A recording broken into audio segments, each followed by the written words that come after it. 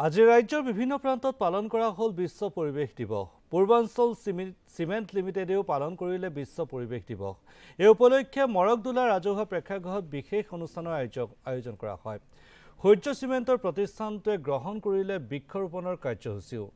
মৰকদোলা গাঁও উন্নয়ন সমিতিৰ সহযোগত বৃক্ষৰোপণৰ কাৰ্যসূচী আয়োজন কৰা হয়। উপস্থিত থাকে বিশিষ্ট পৰিৱেশ বিজ্ঞানী ডক্টৰ গৌতম কুমাৰ মিশ্ৰ। ডক্টৰ মিশ্ৰ হৈছে অসম প্ৰদূষণ নিয়ন্ত্ৰণ পৰিষদৰ মুখ্য পৰিৱেশ বিজ্ঞানী। পৰিষদৰ কাৰ্যবাহী অভিযন্তা পাঠক চন্দ্ৰ বড়োৱেও অংশগ্ৰহণ কৰিলে এই অনুষ্ঠানত। উদ্দেশ্য ব্যাখ্যা আগবঢ়ালে পূৰ্বাঞ্চল চিমেণ্টৰ উপাধ্যক্ষ সুব্ৰত কুমাৰ ঢলে। এই অনুষ্ঠানত উপস্থিত থাকে স্থানীয় বিদ্যালয়সমূহৰ শিক্ষক শিক্ষাৰ্থী। ইপিনে পৰিৱেশ দিৱসত ৰোপণ কৰা হয় 400ৰো অধিক গছপুলি। বন বিভাগৰ সহযোগত অতিৰিক্ত 1000 গছপুলি ৰোপণৰো লক্ষ্য লোৱা হৈছে।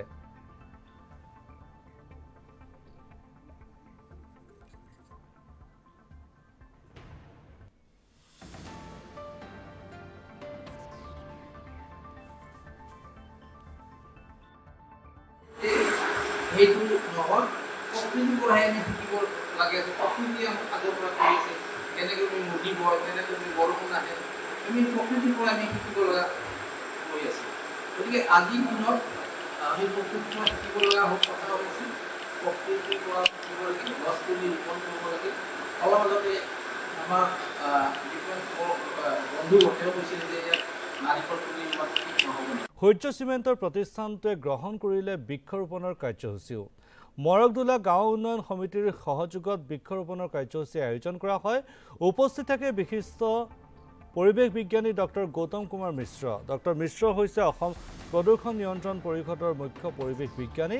পৰিষদৰ কাৰ্যবাহী অভিযন্তা পাঠক চন্দ্ৰ বড়োৱেও অংশগ্ৰহণ কৰিলে এই অনুষ্ঠানত।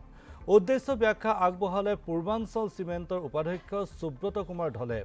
এই অনুষ্ঠানত উপস্থিত থাকে স্থানীয় বিদ্যালয়সমূহৰ শিক্ষক শিক্ষাৰ্থী। ইপিনে পৰিৱেশ দিৱসত ৰোপণ কৰা হয় 400ৰো অধিক গছপুলি। বন বিভাগৰ সহযোগত অতিৰিক্ত 1000 গছপুলি ৰোপণৰো লক্ষ্য লোৱা হৈছে।